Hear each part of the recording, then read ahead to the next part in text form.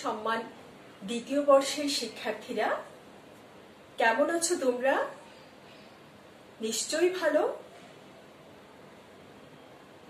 আজকের অনলাইন ক্লাসে বাংলার ইতিহাস কোর্স নিয়ে আমি আইরিন পারভিন তোমাদের সামনে হাজির হয়েছি। 1493 সালে সৈয়দ হুসেন সুলতান আলাউদ্দিন হোসেন শাহ উপাধি ধারণ করে বাংলায় স্বীয় শাসন প্রতিষ্ঠা করেন।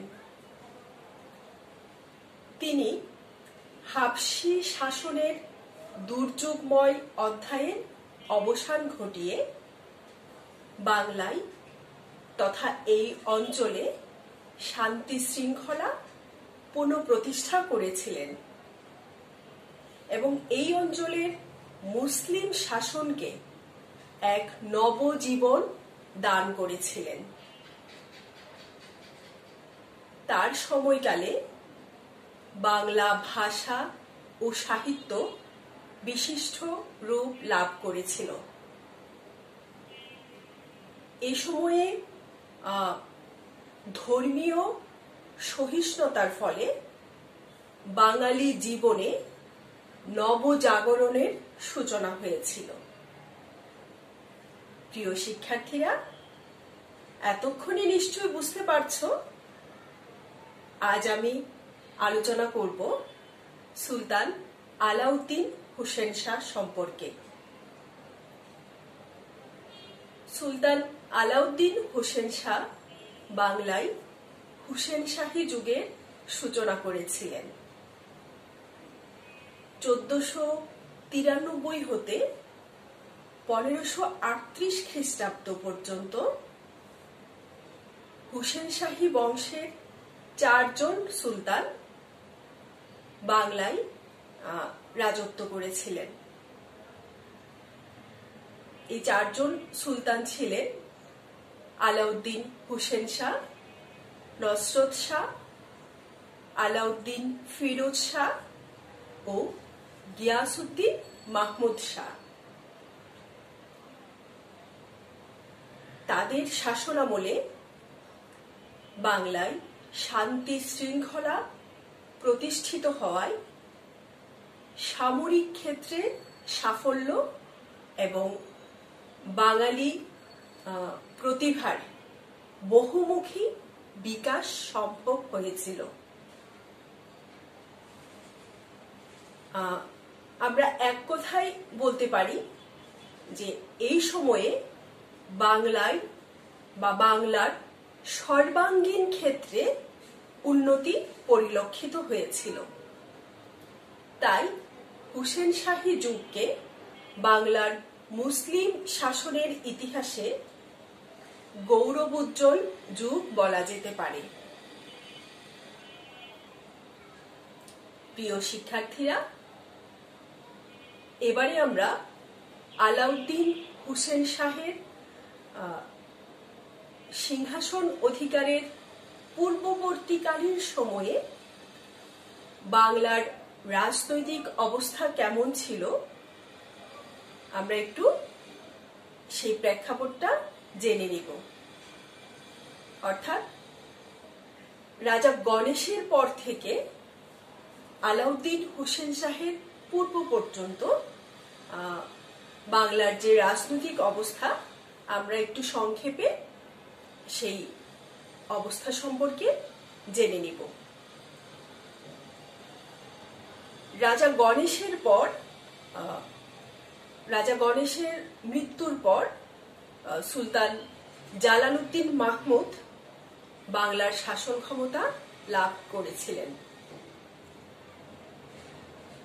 জালালউদ্দিন মাহমুদকে রাজা গণেশের পুত্র যদু বলে ধারণা করা হয়। তো বিভিন্ন উৎস থেকে আমরা যে তথ্যগুলো পাই সেই তথ্যগুলোকে বিশ্লেষণ করে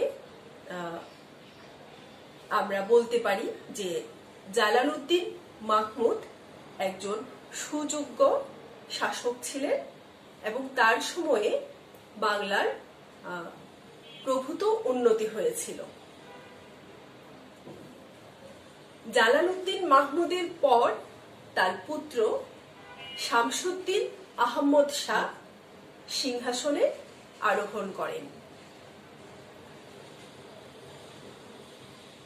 তিনি অর্থাৎ শামসুদ্দিন আহমদ শাহ তার সভাসদগণের ষড়যন্ত্রে তারই দুই কৃতদাস সাদি খান এবং নাসির খান মিলে তাদের হাতে নিহত হন। অর্থাৎ শামসুদ্দিন আহমদ শাহ তার অমাত্যবর্গ বা সভাসদবর্গ ষড়যন্ত্রের ফলে তারই বৃত্ত বা কৃতদাসের হাতে নিহত হন এবং পরবর্তীকালে সাদি খান শাসন ক্ষমতা করায়ত্ত করেন এবং সাদি খানকে হত্যা করে এরপর নাসির খান তিনি নিজেই শাসন কার্য পরিচালনা করতে থাকেন।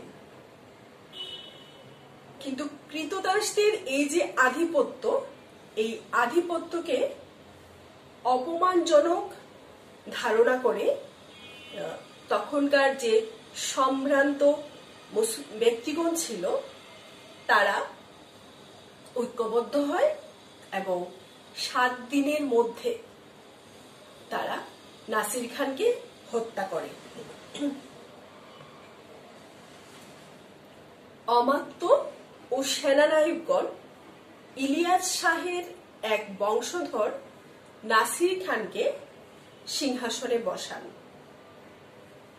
এইভাবে এই ইলিয়াস শাহী বংশের পুনরভ্যুদয় ঘটে এবং ইলিয়াস শাহী বংশ পুনরায় বাংলার শাসন ক্ষমতা লাভ করে। এই নাসির খান সুলতান নাসিরউদ্দিন মাহমুদ শাহ উপাধি নিয়ে তিনি রাজ্য শাসন শুরু করেন। প্রায় 45 বছর কাল, মানে প্রায় 45 বছর ধরে এই পুনঃপ্রতিষ্ঠিত ইলিয়াস শাহী বংশের শাসন বাংলায় কায়েম ছিল। পরবর্তীতে দ্বিতীয় নাসিরউদ্দিন মাহমুদ শাহের সময় এক হাবশি কৃতদাস যার নাম ছিল সদর বদর, তিনি পাইকদের যে সর্দার ছিল সেই সর্দারের সাথে ষড়যন্ত্র করে মাহমুদ শাহকে হত্যা করেন এবং তিনি নিজে শামসুদ্দিন মুজাফফর শাহ এই উপাধি নিয়ে সিংহাসনে বসেন। এই মুজাফফর শাহ তিনি ছিলেন উদ্ধত, নৃশংস এবং রক্তপিপাসু। ইতিহাসের যে উৎস থেকে আমরা তথ্য পাই সেখানে 2 ধরনের তথ্যই পাওয়া যায়। কোনো কোনো উৎসে তাকে নৃশংস, রক্তপিপাসু, অত্যাচারী শাসক হিসেবে বর্ণনা করা হয়েছে, আবার 2-1টা জায়গায় তাকে একজন সুশাসক হিসেবেও দেখানো হয়েছে। তবে আমরা বেশিরভাগ যে তথ্যগুলো পাই সেখান থেকে জানতে পারি, সেই তথ্যগুলো বিশ্লেষণ করে আমরা জানতে পারি যে মুজাফফর শাহের 2 বছরের যে শাসনকাল ছিল সেই শাসনকালে সমগ্র রাজ্যে অরাজকতা দেখা দেয়। মুজাফফর শাহের যে অমাত্যবর্গ ছিল তারা এই মুজাফফর শাহের বিরুদ্ধে ষড়যন্ত্রে লিপ্ত হয় এবং তারা ঠিক ষড়যন্ত্র না, তারা মুজাফফর শাহকে অসহযোগিতা করতে শুরু করে। তাদের সাথে যোগ দেন মুজাফফর শাহের উজির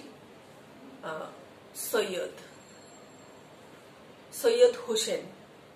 অর্থাৎ অমাত্যবর্গরা যে বিদ্রোহ শুরু করেছিল সেই বিদ্রোহে যোগ দিয়েছিল মুজাফফর শাহের উজির সৈয়দ হোসেন।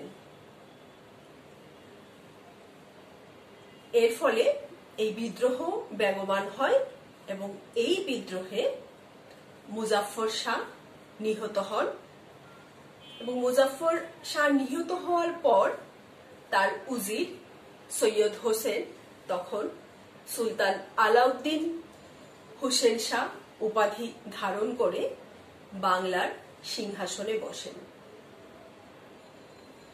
এভাবে বাংলায় হাবশি শাসনের অবসান ঘটে এবং হুসেন শাহী যুগের সূচনা হয়। আলাউদ্দিন হোসেন শাহের সম্পর্কে আমরা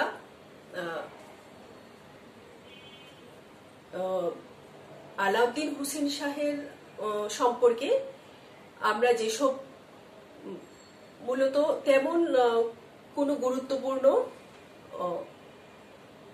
দুঃখিত আলাউদ্দিন হোসেন শাহের সময় যেসব ঐতিহাসিক তথ্য আমরা পাই সেগুলো আসলে অপ্রতুল। বাংলার অন্যান্য সুলতানদের মতো তারও প্রামাণিক ইতিহাস পাওয়া যায় না। ফলে তার শাসনামল সম্পর্কে আমরা বিক্ষিপ্ত কিছু তথ্য বিভিন্ন সূত্র থেকে লাভ করি এবং এগুলোকে একসাথে বিশ্লেষণ করে আমরা তার শাসনকাল সম্পর্কে জানতে পারি। আলাউদ্দিন হোসেন শাহের শাসনামলে বেশ কিছু আমরা মুদ্রা পাওয়া গেছে। তাছাড়া আরবি, ফার্সি, বাংলা, সংস্কৃত, উড়িয়া, তারপর অসমিয়া, পর্তুগিজ এসব ভাষায় লিখিত বিভিন্ন সূত্রে আলাউদ্দিন হোসেন শাহ সম্পর্কে খণ্ড খণ্ড তথ্য আমরা পাই। তাছাড়া রিয়াজুস সালাতিনে তার ধারাবাহিক কিছু বিবরণ পাওয়া যায়। আলাউদ্দিন হোসেন শাহ ছিলেন শ্রী চৈতন্য দেবের সমসাময়িক, তাই বাংলা সাহিত্যে অর্থাৎ চৈতন্য জীবনী গ্রন্থ সমূহে তার সম্পর্কে কিছু তথ্য পাওয়া যায়। আমরা জানি আলাউদ্দিন হোসেন শাহের রাজত্বকালে পর্তুগিজরা প্রথমে বাংলায় আসেন। ফলে পর্তুগিজ পর্যটক এবং ঐতিহাসিকদের যে লেখনী সেই লেখনীগুলোতে আমরা আলাউদ্দিন হোসেন শাহ সম্পর্কে কিছু কিছু তথ্য পাই। প্রিয় শিক্ষার্থীরা, আমরা এবার আলাউদ্দিন হোসেন শাহের তার বাল্য জীবন সম্পর্কে বা তার যে প্রাথমিক জীবন সেই সম্পর্কে একটু জেনে নিব। আলাউদ্দিন হোসেন শাহর বাল্য জীবন এবং তার যে সিংহাসন অধিকার সেই সম্পর্কে তেমন স্পষ্ট কিছু আমরা জানতে পারিনি। তবে তার সম্পর্কে যে তথ্যগুলো আমরা পাই অর্থাৎ প্রাপ্ত তথ্যের উপর ভিত্তি করে বিভিন্ন গবেষক বা বিভিন্ন পণ্ডিতগণ বিভিন্ন মতবাদ তুলে ধরেছেন। রিয়াজুস সালাতিন গ্রন্থে বলা হয়েছে যে আলাউদ্দিন হোসেন শাহ তিনি তার পিতা সৈয়দ আশরাফুল এবং তার যে ভাই ইউসুফ এ দুজনের সাথে তুর্কিস্তানের তিরমিজ শহর হতে বাংলায় আসেন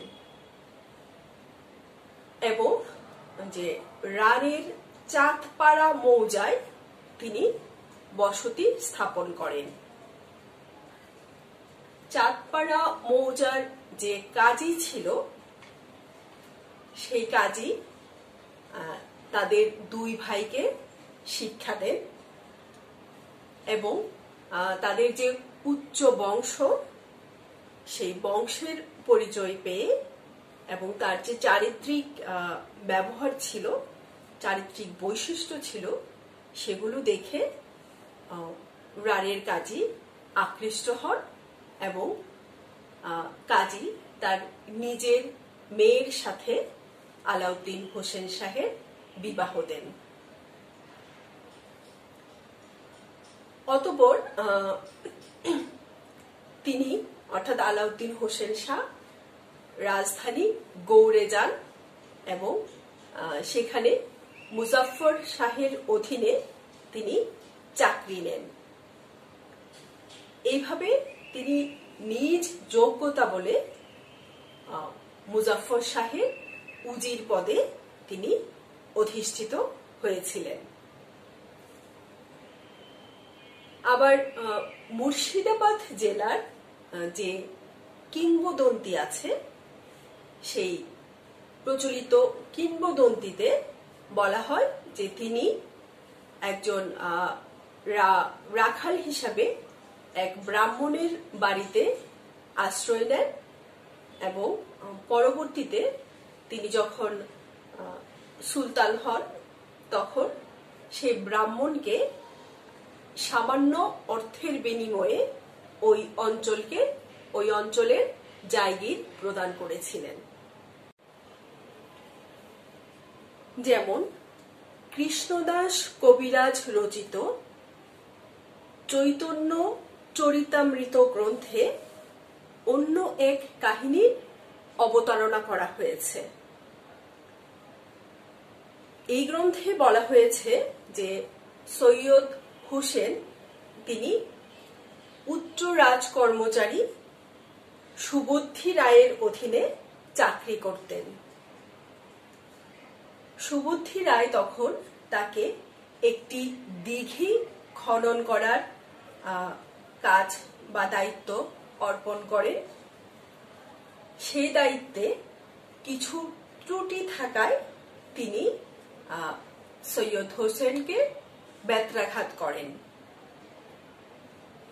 পরবর্তীতে সৈয়দ হোসেন যখন সুলতান হন তখন তিনি সুবুদ্ধি রায়ের পদমর্যাদা বৃদ্ধি করেন, কিন্তু তিনি তার স্ত্রীর পরামর্শে সুবুদ্ধি রায়ের জাতি নাশ করেন।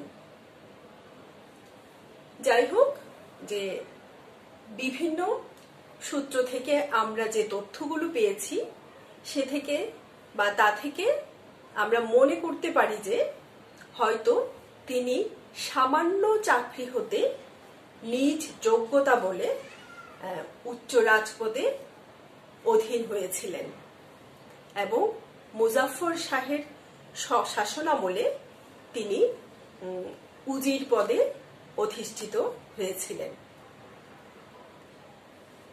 তো যাই হোক,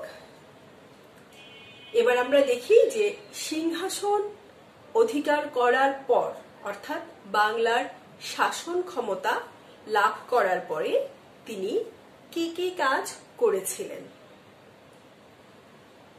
সিংহাসন আরোহণ করে আলাউদ্দিন হোসেন শাহ দেশে শান্তি শৃঙ্খলা স্থাপনের জন্য প্রয়োজনীয় ব্যবস্থা গ্রহণ করেছিলেন।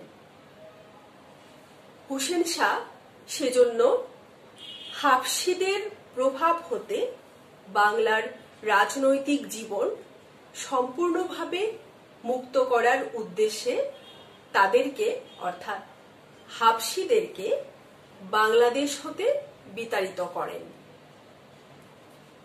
এবং প্রাসাদের যে রক্ষীগণ, সেই প্রাসাদের রক্ষীগণও সুলতানদের দুর্বলতার সুযোগ নিয়ে উদ্ধত এবং উচ্ছৃঙ্খল হয়ে উঠেছিল।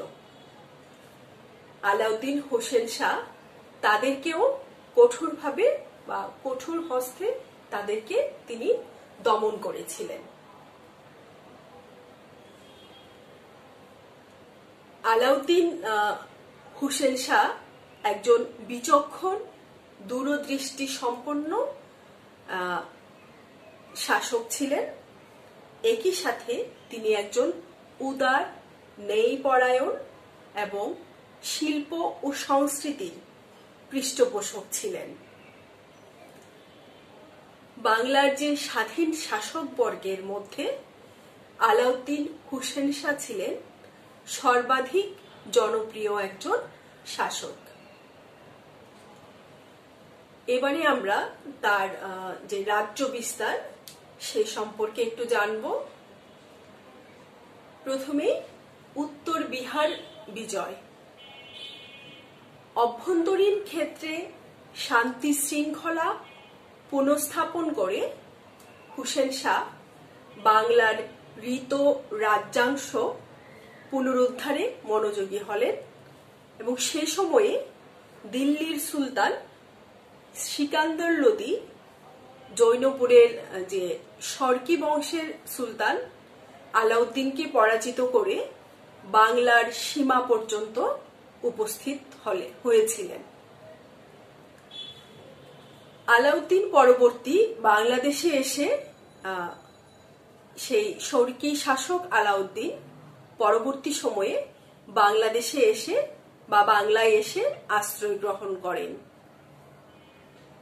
এই রাজনৈতিক পরিস্থিতি বাংলার নিরাপত্তার দিক হতে বাঞ্ছনীয় ছিল না, একথা আমরা বলতেই পারি। আলাউদ্দিন শর্কিকে আশ্রয় দেওয়ায় সিকান্দর লোদি তখন বাংলার সীমানায় বা বাংলার সীমায় তিনি দিল্লির সৈন্যসহ উপস্থিত হন।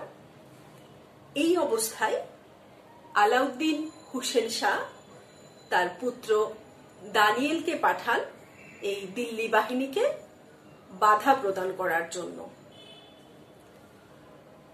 কিন্তু বাংলার সেনাবাহিনীর প্রস্তুতিতে ভীত হয়েই হোক অথবা জৈনপুরের সাথে যুদ্ধের ক্লান্তির জন্যই হোক শেষ পর্যন্ত সিকান্দর লোদি সৈন্য বা দিল্লির সৈন্যবাহিনী যুদ্ধে অবতীর্ণ হয়নি। তো উভয় পক্ষের মধ্যে মিত্রতা স্থাপিত হয় এবং সিকান্দর লোদি তিনি দিল্লি প্রত্যাবর্তনের সঙ্গে সঙ্গে আলাউদ্দিন হোসেন শাহ সমগ্র উত্তর বিহার নিজ রাজ্যভুক্ত করতে সক্ষম হন। বুকানন এবং হ্যামিল্টনের বর্ণনা ও রিয়াজুস সালাতিন গ্রন্থ হতে জানা যায় যে হোসেন শাহ উড়িষ্যা পর্যন্ত সমগ্র ভূখণ্ড নিজ রাজ্যভুক্ত করেছিলেন। তাছাড়া আসামের অহোম রাজ্যটিও তিনি জয় করেছিলেন, কিন্তু অল্পকালের মধ্যেই এই অহোম রাজ্যটি তার হাতছাড়া হয়ে যায়। এরপর আলাউদ্দিন হোসেন শাহ